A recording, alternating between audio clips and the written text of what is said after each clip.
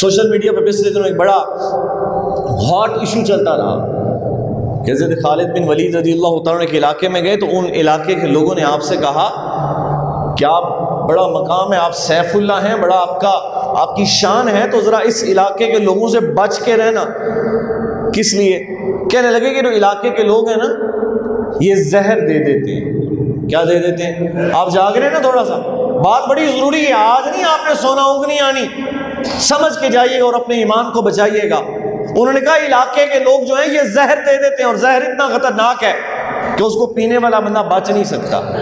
تو خالد بن ولید رضی اللہ تعالیٰ عنہ خالد بن ولید تھے اور میرے محبوب کے غلام تھے، سیف اللہ کا لقب تھا، جانتے تھے جب تک رب نہ چاہے تو زہر کیا، بولو نا جی، بات ہی کوئی نہیں۔ یہ کہ جہاں کیا ہے اگر ہوں کروڑوں تیرے نام پر سب کو فرمانے لگے وہ زہر لے کے آؤ، یعنی ڈرایا تو کیا نا کہ کوئی چوری نہ دے دے، فرمانے لگے اچھا وہ زہر لے کے دو جو اتنا مشہور ہے۔ وہ زہر لایا گیا، خالد بن ولید رضی اللہ تعالیٰ نے بسم اللہ الرحمن الرحیم پڑھا اور سارے زہر پی گئے۔ بولو نا یار، آپ جاگ رہے ہیں؟ مجھے شک پڑ رہا ہے، ویسے پورا زہر پی گئے، کچھ بھی نہیں ہوا۔ بولو نا کچھ، اچھا عقل مانتی ہے؟ اب اعتراض کرنے والے کا اعتراض دیکھیے، یقین جانی جب میں نے وہ اعتراض سنا تو بندے کی طبیعت عجیب ہو جاتی ہے کہ کیسے ہماری آنے والی نسلوں کو گمراہ کر دیا گیا اور انہیں سیدھے رستے سے دور کر دیا گیا، اور انہیں یہ سمجھایا گیا کہ دیکھو کیونکہ عقل نہیں مانتی لہٰذا تم نے اس بات پہ یہ بات یقین رکھنی ہے کہ جس کو عقل نہ مانے وہ تسلیم۔ تو خالد بن ولید رضی اللہ تعالیٰ عنہ نے بولے نا زہر پی لیا، زہر نے اثر۔ تو اعتراض کرنے والے کا اعتراض سنیں، آپ بھی تھوڑا سا ہل جائیں گے۔ اعتراض کرنے والا کہنے لگا دیکھو مجھے بتاؤ کہ خالد بن ولید کا رتبہ زیادہ ہے یا محمد کریم صلی اللہ علیہ وسلم کا رتبہ زیادہ ہے؟ تو یہ تو سوال ہی نہیں، ظاہر ہے محبوب کریم صلی اللہ علیہ وسلم کی جیسا تو رب نے کسی کو عطا فرمایا ہی نہیں، بندے تو بندے رہ گئے، ان جیسا تو رب نے نبی دوسرا نہیں بنایا، تو انسانوں کی کیا حیثیت ہے؟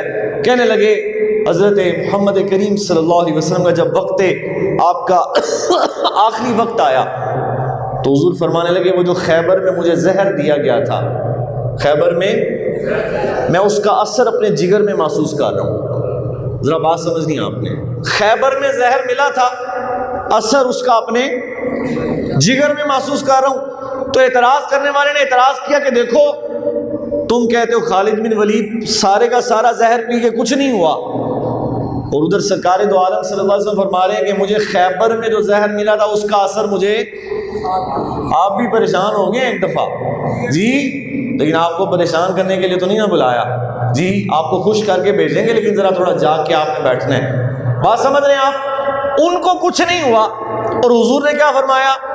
مجھے اس زہر کا اثر اپنے جگر میں محسوس ہو۔ اب جواب سنیے، سرکار دو عالم صلی اللہ علیہ وسلم جانے کائنات ہیں، جانے اور محبوب رب ہیں، رب کے محبوب بن کے تشریف لائے۔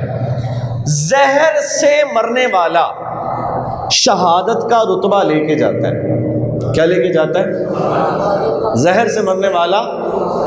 اچھا، حضور علیہ الصلوۃ والسلام کو رب نے مرتبہ شہادت پہ فائز فرمانا تھا، کہاں پہ؟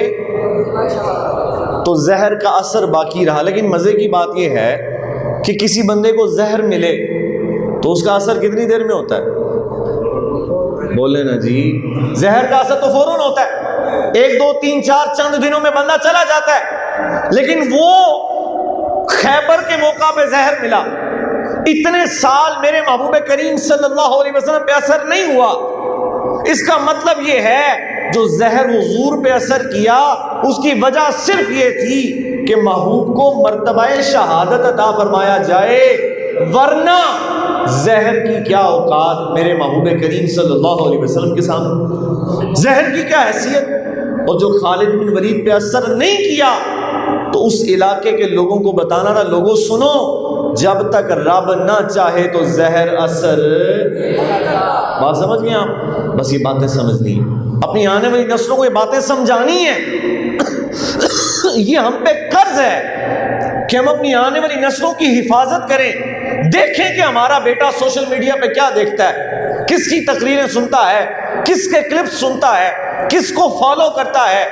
اگر آپ نے یہ نہ دیکھا تو کل وہ وقت آنے والا ہے کہ ہم نے تو بالآخر دنیا سے چلے جانا ہے، تو بعد میں جب چلے جائیں گے تو ساری زندگی جو اولاد پیچھے زندہ رہے گی وہ آپ کو اچھے لفظوں میں یاد نہیں کرے گی۔ جہاں آپ یہ دھیان رکھتے ہیں کہ اس کو اچھی اکیڈمی میں بھیجنا ہے، اچھے اسکول میں بھیجنا ہے، وہاں یہ بھی خیال کریں کہ میرے بچے کا عقیدہ کہیں خراب تو نہیں ہو رہا، کہیں اللہ کے اولیاء کے بارے میں یہ زبان تو نہیں کھول لیتا، کہیں ان باتوں کے لحاظ سے اس کا عقیدہ کمزور تو نہیں ہو گیا۔ یاد رکھیے عقیدہ وہی سچا ہے جو اللہ کریم نے ہمیں اہل سنت کو عطا فرمایا ہے، عقیدہ وہی سچا ہے جو رب کریم نے حضور کے صحابہ کو عطا فرمایا تھا۔ ہاں اختلافات ہوتے رہتے ہیں، چھوٹے موٹے اختلاف، ہاتھ یہاں باندھے جائیں یا یہاں باندھے جائیں، یہ کوئی اختلاف نہیں ہے، دونوں طرح کی روایات پائی جاتی ہیں۔ رفع الیدین کرنا ہے یا نہیں کرنا، یہ اختلافات نہیں ہیں، یہ فروعی باتیں ہیں۔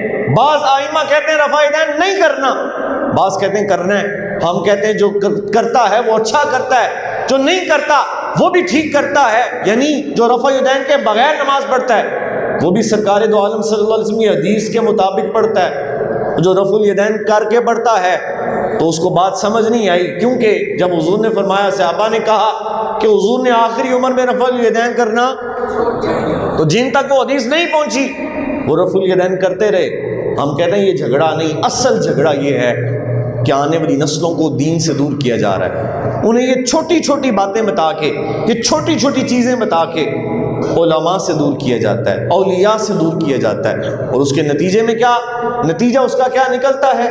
نتیجہ ہمارے سامنے ہے کہ بے ادب لوگ ہمارے درمیان پیدا ہونے لگے، مسجد کے اور ان تمام امور کے لحاظ سے ہمارے لوگوں میں کمی آنے لگی۔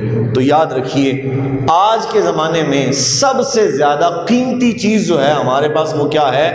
عقیدہ۔ اور اگر عقیدہ ہم بچا کے نہ لے کے جا سکے تو یقین جانیے ہم کچھ بھی نہیں لے کے جا سکیں گے۔ عمل میں کمزوری آ بھی جائے تو وہ کمزوری برداشت ہے، لیکن اگر عقیدے میں ذرا سی بھی کمزوری آ گئی تو وہ اللہ قبول نہیں فرمائے گا اور بندے سے سوال کرے گا، پوچھے گا۔ اس لحاظ سے اپنے اس زمانے کے اعتبار سے اپنی اولاد پہ نظر رکھیں، وہ کس کا لیکچر سنتے ہیں، وہ کس کی بات سنتے ہیں، کس کو وہ آئیڈیل سمجھتے ہیں، تاکہ آپ کی آنے والی نسلیں آپ کے لحاظ سے محفوظ ہو سکیں۔